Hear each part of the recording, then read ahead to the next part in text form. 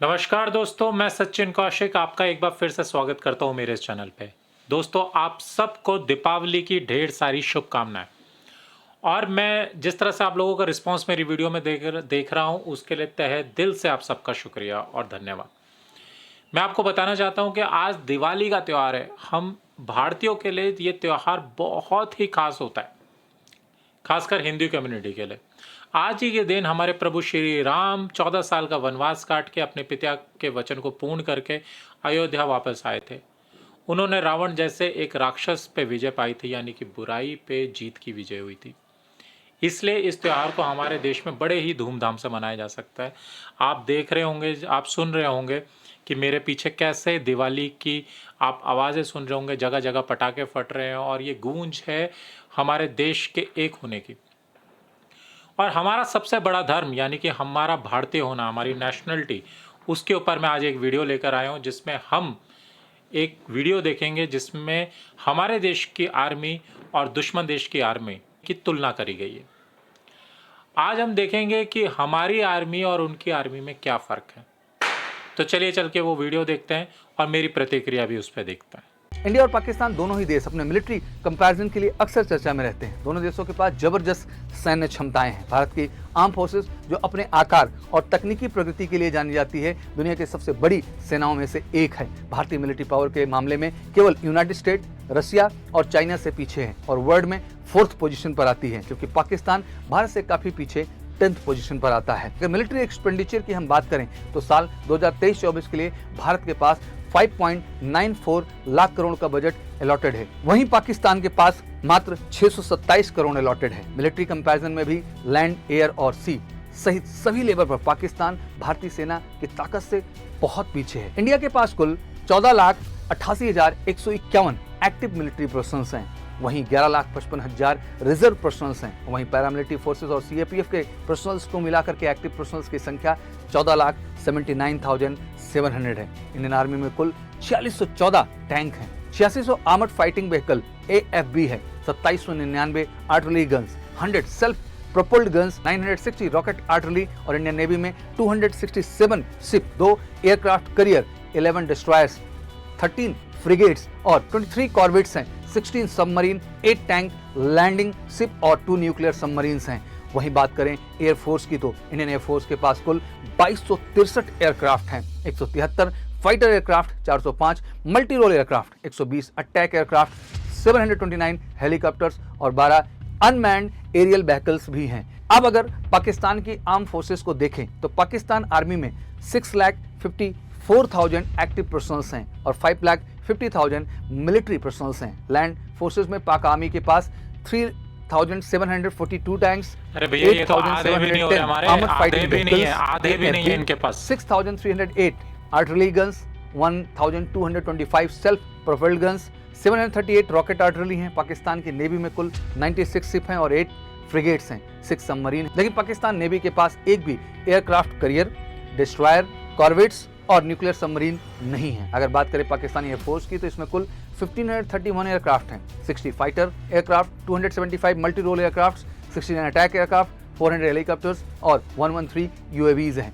तो अगर इस पूरे कंपैरिजन को आप ध्यान से देखें तो पाकिस्तान जैसा देश अपनी मैक्सिमम जो है फंड्स को वो कहीं ना कहीं आर्म फोर्सेस के इक्विपमेंट्स और आर्म फोर्सेस को मैनेज करने में ही लगा रहा है, जो कि पाकिस्तान के लिए अपने आप में एक बड़ी समस्या है। हालांकि पाकिस्तान के ज़्यादातर आर्मामेंट दूसरे ही देश से खरीदे गए हैं। जहां इंडियन आर्म फोर्सेस की बात करें तो स्वदेशीकरण में ज़्यादा हम बिलीव कर रहे हैं। अगर वहीं हम पाकिस्तान आर्म फोर्सेस की भी बात करें तो ये दूसरे देशों पर डिपेंडेंट होते हैं और इसी वजह से आज पाकिस्तान की आर्म फोर्सेस इंडिया से बहुत पीछे है। आर्म फोर्सेस में कहीं से भी पाकिस्तान भारत की टक्कर नहीं ले सकता है। भारत और पाकिस्तान नहीं ले सकता जी, बिल्कुल नहीं ले सकता। भौगोलिक निकटता के बावजूद सामाजिक, आर्थिक विकास के विभिन्न पहलुओं में अलग अलग रास्ते अपनाए हैं। हमारा देश भारत और पाकिस्तान के बीच इस सभी अंतर न केवल संख्यात्मक या आर्थिक ही है, बल्कि मनोवैज्ञानिक और सामाजिक अंतर भी है। इन दोनों देशों के लोग तो एक दूसरे जैसे ही दिखते हैं, पर इनकी सोच में काफी अंतर है। जहां भारत वसुदेव कुटुंबकम की नीति अपनाकर अपने आप को आगे बढ़ा रहा है, वहीं पाकिस्तान टेररिज्म जैसी चीजों में उलझता जा रहा है। आज पाकिस्तान के सामने फिर से एक बार मनन करने की जरूरत है कि आखिर देश के लिए वहां के लोग इंपॉर्टेंट होते हैं या वहां के हथियार।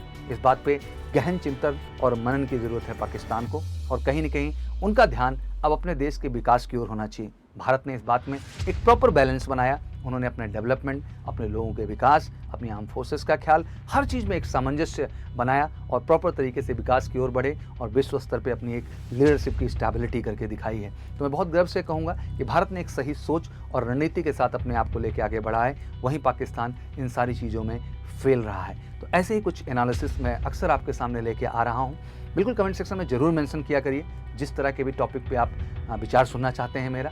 मैं कोशिश करूँगा आप में एक प्रॉपर क्लैरिटी लाऊं इन्फॉर्मेशन को लेके, सारी जानकारी को लेकर के। बिल्कुल अगर सेशन अच्छा लग रहा हो तो सेशन को शेयर लाइक ज़रूर करें और चैनल को अगर अभी तक सब्सक्राइब नहीं किया तो सब्सक्राइब जरूर करें। Thank you so much, wish you good luck. जय हिंद, जय भारत। जय हिंद, जय भारत। दोस्तों वीडियो ख़त्म हो गया है, जाके चैनल को सब्सक्राइब कीजिए। ओरिजिनल वीडियो का लिंक डिस्क्रिप्शन में मौजूद है। बहुत ही फैंटास्टिक चैनल है और ऐसे इन्फॉर्मेटिव वीडियोस वहाँ पे आते रहते हैं जिससे अच्छी अच्छी इन्फॉर्मेशन आपको मिल सकती है। दोस्तों ऐसा ही होता है, आए दिन पाकिस्तान यही बोलता रहता है कि उसके पास परमाणु बम है, वो परमाणु शक्ति है और वो इंडिया को कभी भी चाहे तो उस पर हमला कर सकता है। देखिए, थियोरेटिकल बोलने वाली बात अलग है, प्रैक्टिकली पाकिस्तान कुछ भी नहीं कर सकता है हिंदुस्तान का। हिंदुस्तान बहुत आगे निकल गया है अब वर्ल्ड में। जैसे कि अभी हमने तुलना में देखा, चौथे नंबर की आर्मी हमारी है और पाकिस्तान की 10वें नंबर की है। बहुत बड़ा फर्क है ये। आप देखेंगे उनका बजट हमारे बजट का आधा भी नहीं है। हमारा बजट बहुत ही उनसे आगे है जो कि हम मिलिट्री में खर्च करते हैं। पर हम खर्च इसलिए नहीं करते कि हमें दूसरे पे हमला करना है। हम अपनी मिलिट्री को इसलिए स्ट्रांग नहीं बना रहे हैं कि हमें दूसरे पे हमला करना है। हम अपनी मिलिट्री को इसलिए स्ट्रांग बना रहे हैं क्योंकि हमारी वो नीड है, क्योंकि हमारा एरिया बड़ा है, हमारे पास ज़्यादा बड़े एरिया में हमको ज़्यादा नीड है, इसलिए हमारी पैसा ज़्यादा खर्चा होता है। दूसरा, हम अपने बॉर्डर्स को इसलिए सुरक्षित करना चाहते हैं ताकि हम अपनी टेक्नोलॉजी पे अपने देश को आगे बढ़ाने में फोकस कर सकें। वहीं पाकिस्तान की नीड अलग है। पाकिस्तान इसलिए अपने पैसे अपनी सेना पे खर्चा करता है ताकि वो हिंदुस्तान को डरा सके या आसपास के उनके जो भी और बाकी लोग हैं उनको डरा सके। बट अब दुनिया बदल चुकी है। हिंदुस्तान डरने वालों में से नहीं है, वो घर में घुस के बदला लेने वालों में से। ये हमने पिछले कुछ दिनों में देख लिया है, पिछले कुछ महीनों कुछ सालों में हम देख चुके हैं कि जब से हमारे देश की सरकार एक नई सोच वाली आई है, तब से हमारे देश के सोचने का तरीका भी चेंज हो गया। ऐसा नहीं है कि पुरानी सरकारों ने कुछ किया नहीं, वो भी एक चाल में इंडिया को आगे की तरफ ही बढ़ा रहे थे। बट इस सरकार ने आके बस उसमें स्टेरॉइड लगा दिए। हमारी जो प्रगति की रफ्तार थी उसको और भी तेज कर दी, या 100 गुना तेज कर दिया, ये कहना भी गलत नहीं होगा। तो अब वो बात नहीं है। बट हाँ, पाकिस्तान आज भी अपने देश के लोगों के लिए, देशवासियों के लिए नहीं सोच रहा है। उसको जितना खर्चा अपने सैन्य पे कर रहा है उतना खर्चा अपने देश के लोगों के लिए करे, उनकी भलाई के लिए करे, एजुकेशन पे करे, टेक्नोलॉजी पे करे, तो उनका देश काफ़ी आगे बढ़ जाएगा। फिलहाल आज के दिवाली स्पेशल में सिर्फ इतना ही। मैं मिलता हूँ वीडियो में। आप सबको एक बार दिवाली मुबारक और तब अगले वीडियो तक के लिए जय हिंद।